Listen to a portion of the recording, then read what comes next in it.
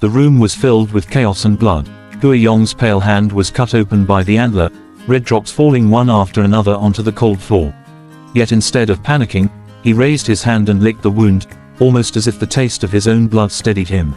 In front of him, Shayou lay unconscious, face furrowed with pain, his body covered in bruises and blood. His injury looked so severe it was impossible to tell if the damage went deeper than flesh. Huayong's face turned dark, but his steps stayed calm. He lifted Shayou in his arms with surprising ease, carrying him out of the trembling study. Every step felt heavy, but he walked straight, refusing to falter. At the door, with no hands free to turn the knob, his patience snapped. A single sharp kick destroyed the so-called most secure door in the world. But what lay outside was worse than he could imagine: shattered chandeliers, broken glass, walls collapsing. The main exit was twisted shut, impossible to open. He tried again and again, pounding the reinforced door, but nothing gave way. Instead, he placed Shayou carefully in the safest corner, shielding him from falling debris. With bare hands, Huayong began pulling out rods and breaking locks that should have needed heavy tools.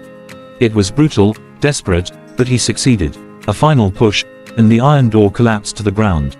Relief lasted only a moment. Above the doorway, the shattered beam gave way, collapsing with terrifying force, straight toward the unconscious Alpha. Huayong's body reacted faster than thought. He threw himself forward, shielding Shayou just in time. The debris crashed down, burying him beneath the weight. His back bent under the crushing pressure, but he refused to let a single stone touch the man he held. Pain tore through his body as rebar pierced his shoulder. Blood sprayed violently, staining the pale walls. His lips trembled, but he swallowed back every cry.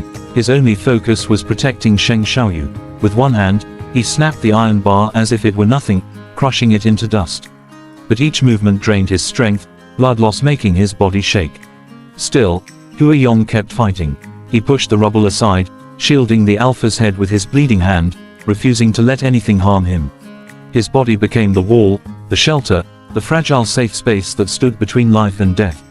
When the last of the wreckage slid away, he finally lowered himself beside Shayou, whispering softly, admitting his pain for the first time.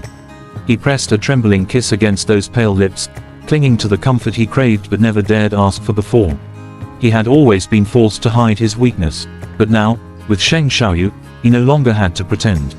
For the first time in his life, it was safe to say it hurt. Safe to admit he needed someone. But what about Shayou? His condition was worsening. His gland was damaged, his forehead wound bleeding, his heartbeat faint. Huayong released calming pheromones, desperate to keep him alive. With shaking hands, he grabbed his phone, finally managing to send a message for help. Would rescue come in time? Or would the ruins of the collapsed house become their final resting place? And what price would Huayong pay for shielding Shayou with his own blood? The answers were hidden in the ruins, waiting to be revealed.